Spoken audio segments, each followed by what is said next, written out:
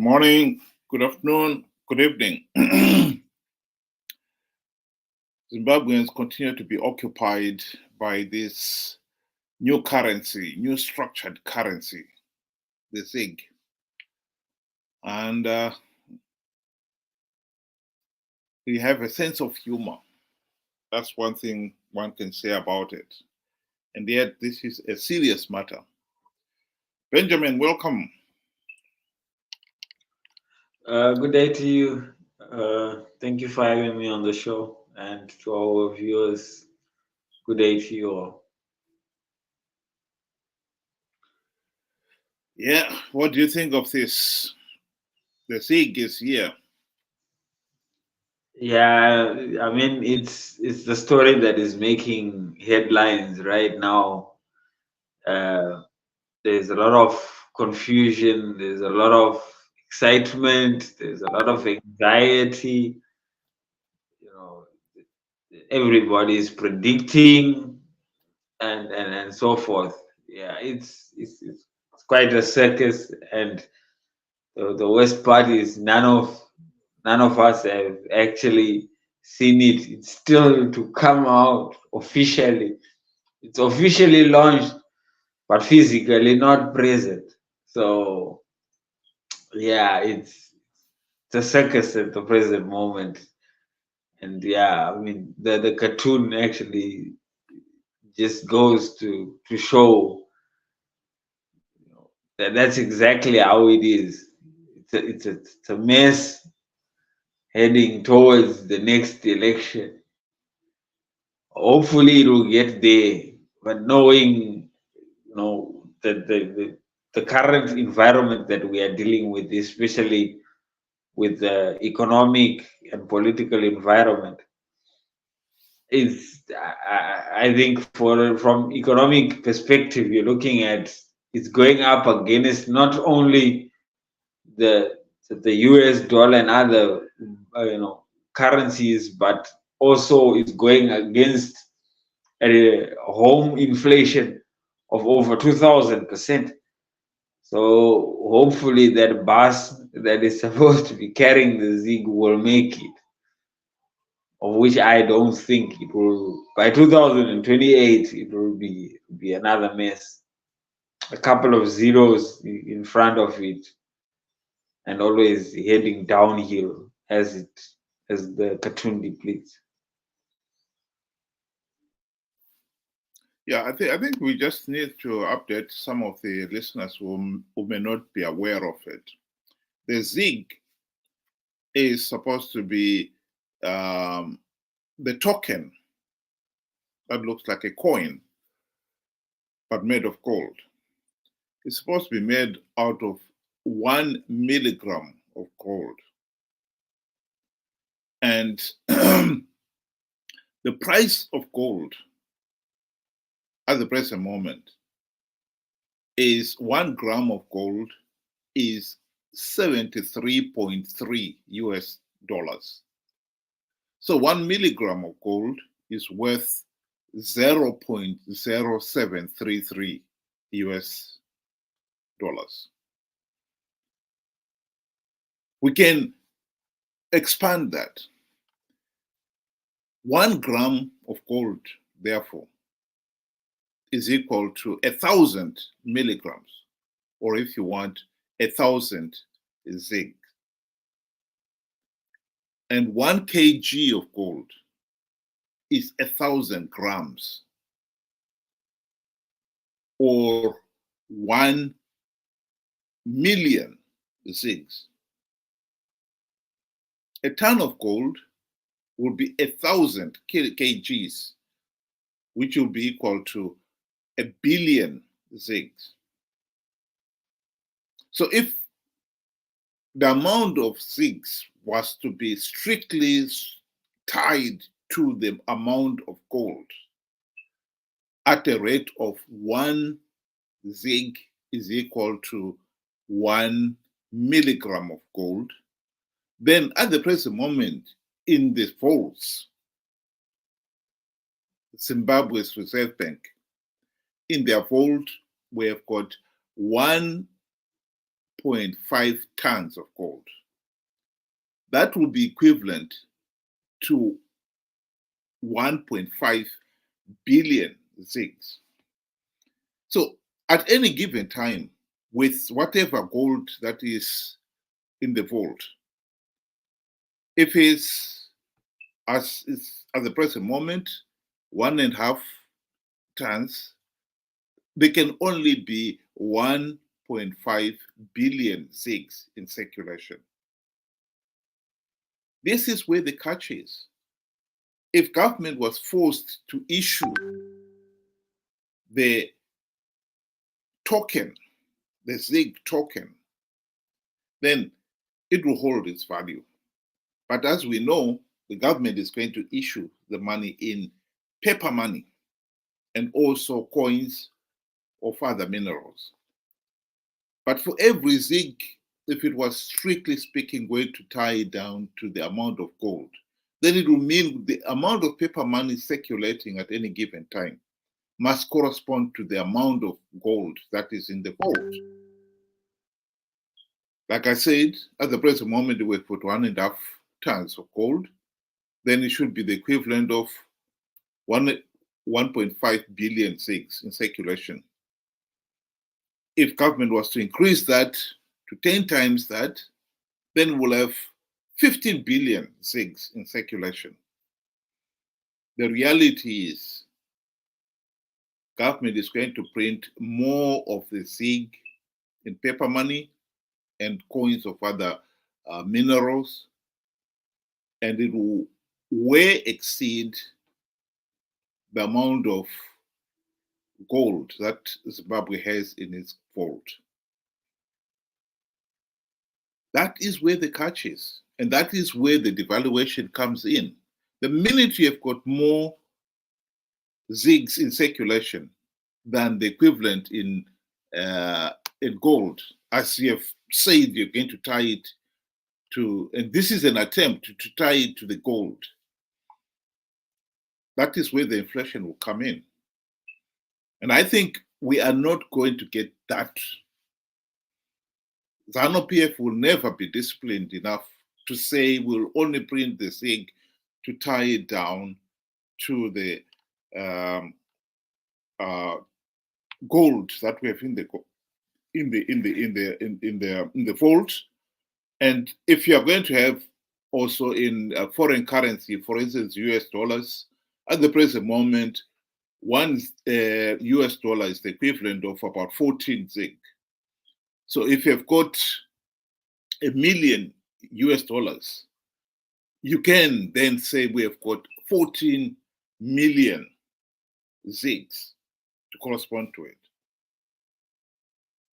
The discipline is lacking here. That is where the root cause of the problem is. And this bus is going absolutely nowhere. We all know where this is going. We'll end up with inflation will continue, and we'll end up with the zeros starting to accumulate almost immediately.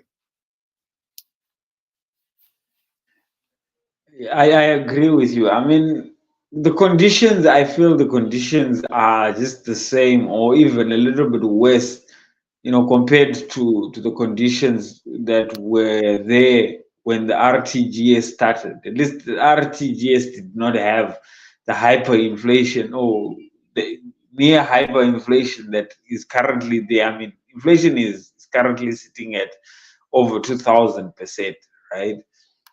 And it's the conditions for any currency to survive is extremely harsh, especially given the economic conditions of Zimbabwe, where government is spending more than what they earn.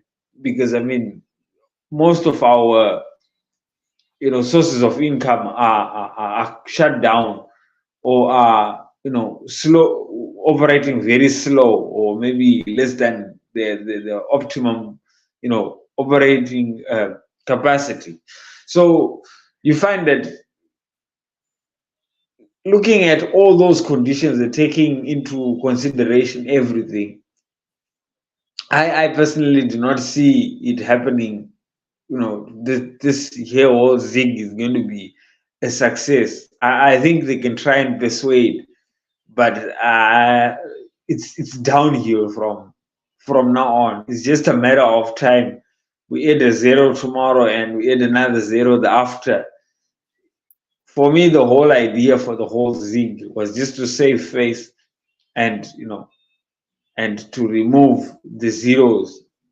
That way, we do not show as if we are back to the Mugabe era where we had, the bearer checks. But this is exactly where we are.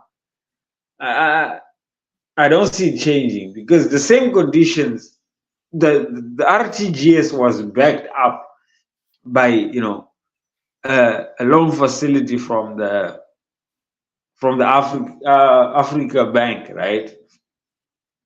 So if we had that money that was backing up, what went wrong is the question.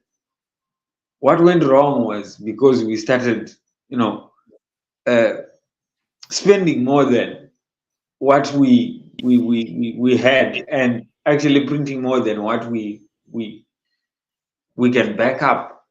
So I think that is the same thing. You are right to say that ZANU PF will not be able to control the urge or that itch to print money, and henceforth nobody will ever know if they are sticking to the to the agreement that they have to say we're only going to print as much as we can back up. I don't think that will ever happen.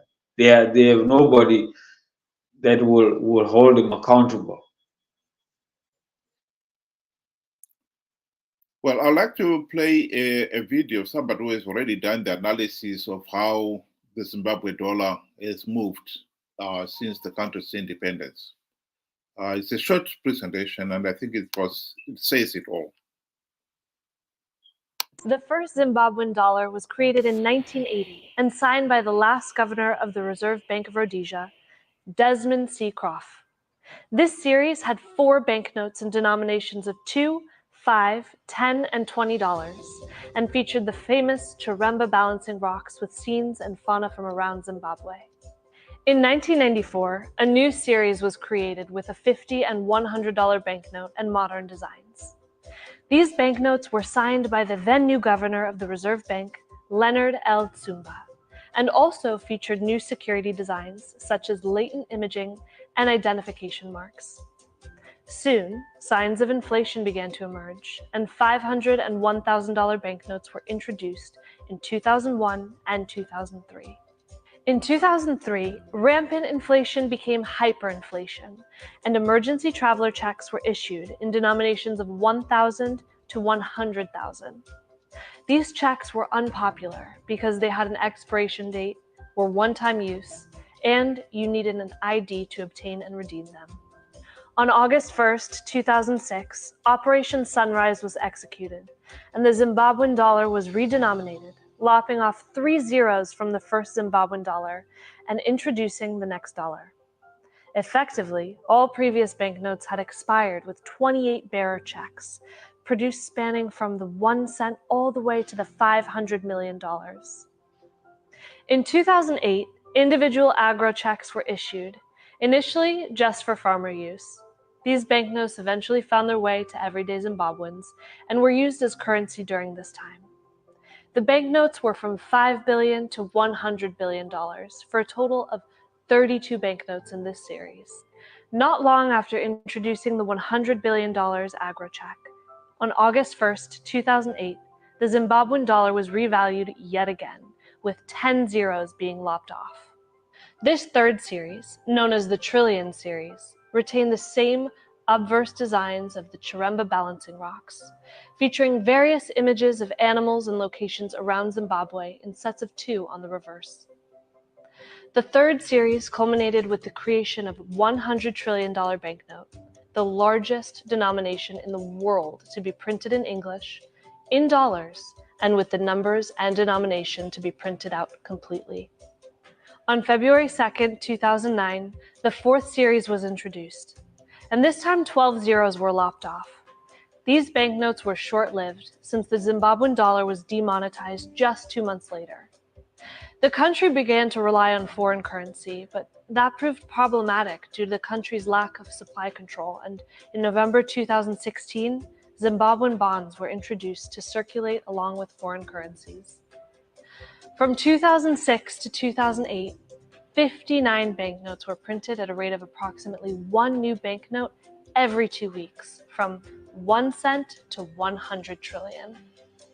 The latest issue of banknotes are the $2 and $5, introduced in 2019, and this time without the words bond note.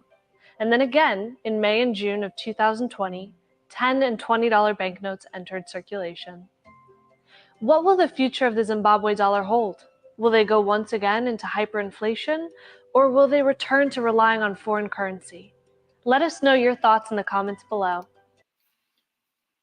Well, what are your comments there, Ben? I mean, the economy of Zimbabwe has actually just dollarized itself. I think there is confidence and there is reliability in using the US dollar and other currencies opposed to our own, because nobody does trust in the process. Government is trying to sell an idea which people have since lost faith in. People will tell you we've been here before. I mean, those are a lot of CDs and a lot of different notes for just one country over a short period of time. So trying to sell an idea like that to somebody that has lived through this over and over again is just it's a tall hurdle. I think it's very, very difficult, and given the track record that the government holds, it's near impossible to convince people to use this money. It's now just a matter of forcing the situation or trying to force it down people's throats. But a lot of people have already taken to the safe haven of the US dollar and other baskets and just neglected this. It's just a matter of time. And that's what I can say. It's just a matter of time. Well, that point of view was well explained by this gentleman here. And it's basically, I think what he's saying is what many people have been saying, but let's just listen to him, to his explanation why the ZiG is doomed to fail. There are two aspects to currency: the tangible aspects, which are money and how we use it every day, and the intangible aspects, which are trust, confidence, and accountability. This is $1. Not a lot of people know what backs the dollar, but they have trust and confidence that if they give this in exchange for goods and services, their needs will be met. Now, one could argue that the intangible aspects of money are far more important than the tangible aspects of it. As in, you can innovate around the tangible aspects of money to no end, but it is very difficult to play around with the intangible aspects of money, which again are trust, confidence, and accountability. 6 years ago, when the bond was introduced, it was supposed to be backed by a $200 million Afreximbank facility. Now, the government of Zimbabwe was only supposed to draw down from that Afreximbank facility to the $200 million mark. Now, I can tell you the government of Zimbabwe has exceeded the $200 million mark. How do I know this? Because it devalued by more than 40,000%. The government of Zimbabwe, faced with its suppliers and paying its employees, obviously overdrew way above that $200 million facility. How do I know? Because it devalued by over 40,000%.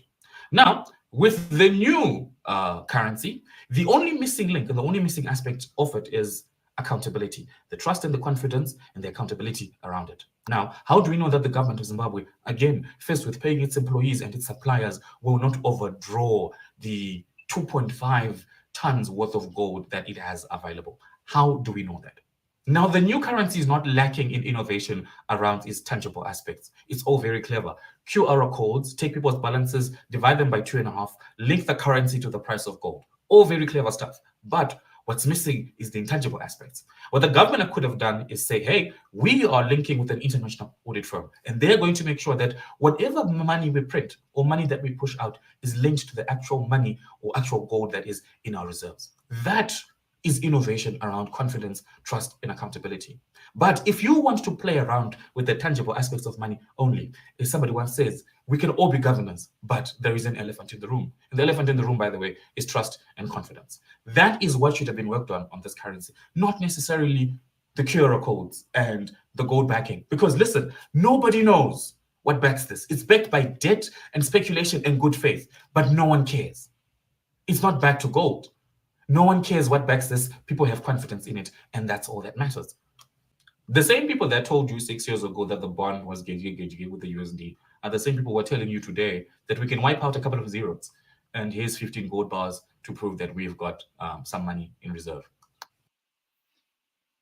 There you have it. I think it's a clear enough explanation of the reality.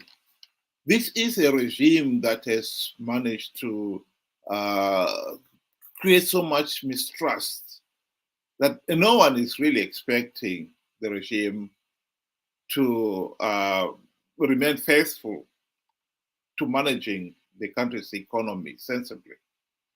We do not need to have strictly the amount of gold to correspond to the amount of the ZiG. But because there has been so much mistrust because of the regime, this is why we are where we are. And I think it is important that people should understand that. And in this particular case, the only rational way out of this is for the country to have free, fair, and credible elections so that we can finally have a regime, a government that is accountable to the people, truly accountable to the people, and is competent. Yes, we may not get a competent government in the first election. And indeed, no nation can ever guarantee that if they hold free, fair, and credible elections, they will have a competent government.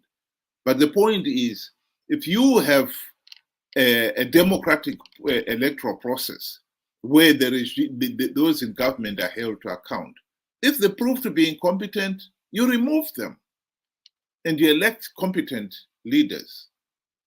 And that builds the confidence that you can correct yourself. Whereas what we have right now is a regime that can blatantly rig the elections to stay in power. And it's not accountable to anybody. And this has eroded confidence in this regime over the last 44 years. And hence the reason why we are where we are today. This situation is not going to change. And all these attempts to try to win the confidence is getting absolutely nowhere. We are going to go round and round in circles. This is just a rat race with no beginning, no end.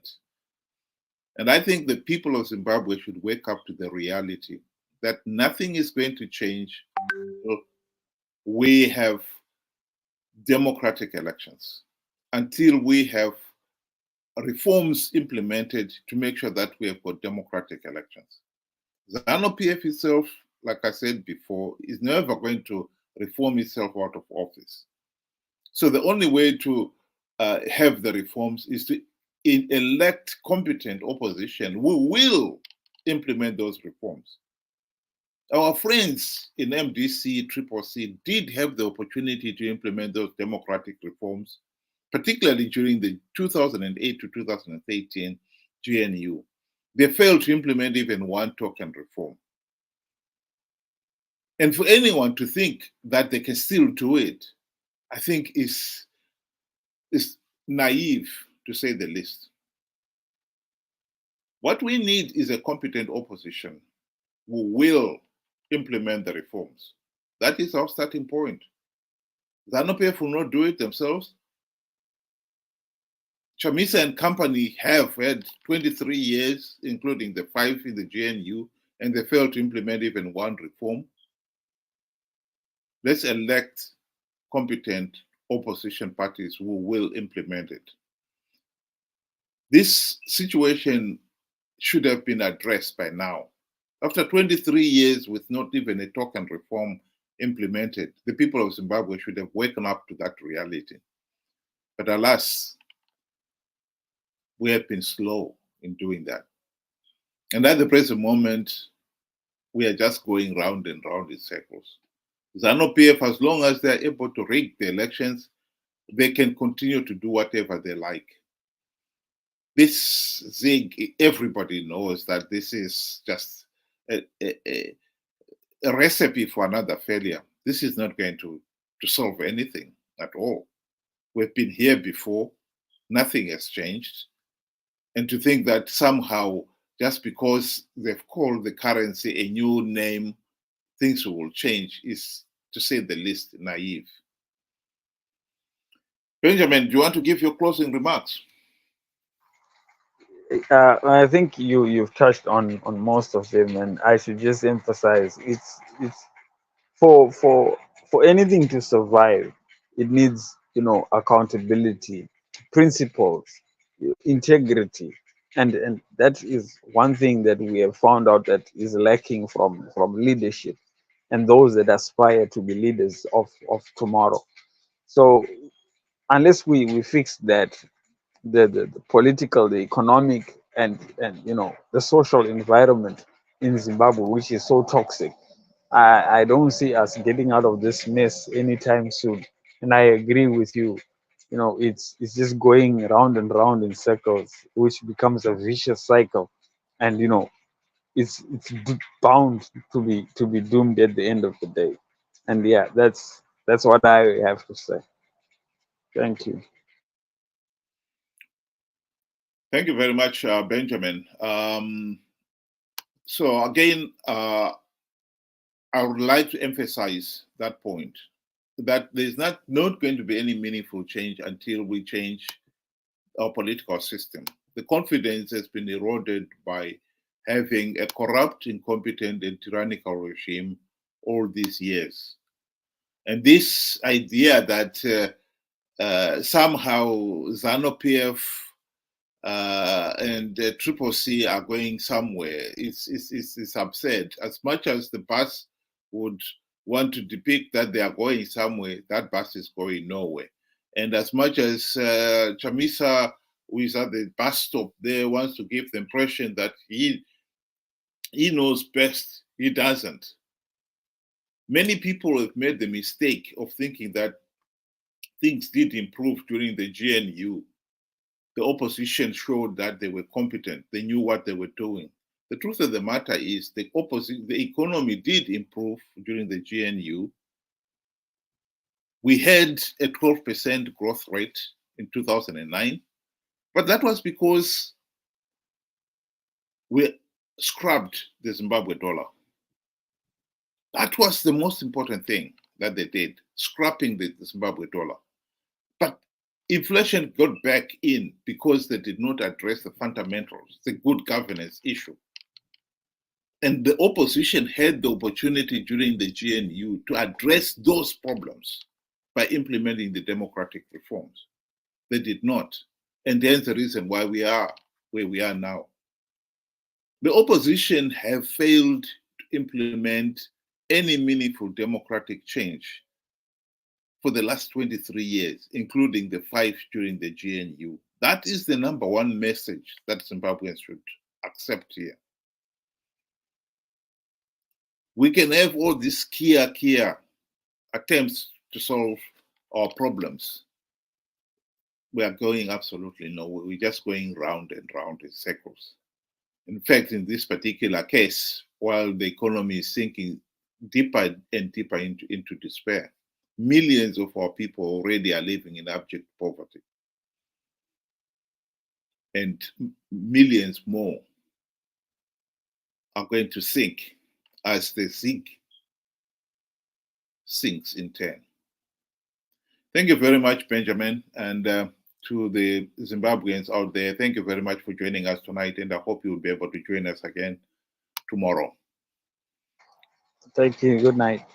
And good night. Yeah, good night, everybody.